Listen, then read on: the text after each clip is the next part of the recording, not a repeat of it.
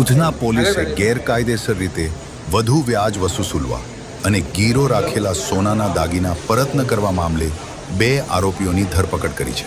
બંને વિરુદ્ધ ભારતીય ન્યાય સંહિતા BNS તેમજ ગુજરાત મની લેન્ડર્સ એક્ટ હેઠળ ગુનો નોંધાવી વધુ તપાસ હાથ ધરવામાં આવી છે.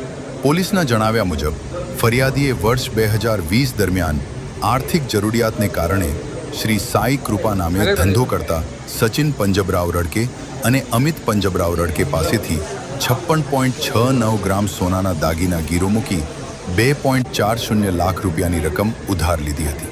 આરોપ છે કે બંને મૂળ રકમ કરતાં વધુ વ્યાજ વસૂલ્યું અને ફરિયાદી પાસેથી અંદાજે 1.49 લાખ રૂપિયા વ્યાજ લીધા બાદ પણ દાગીના પરત આપ્યા નહોતા.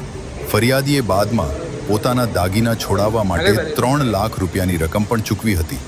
તેમ છતાં આરોપીઓએ દાગીના પરત કર્યા નહોતા તેમજ લેવડ દેવડનો યોગ્ય હિસાબ પણ આપ્યો નહોતો.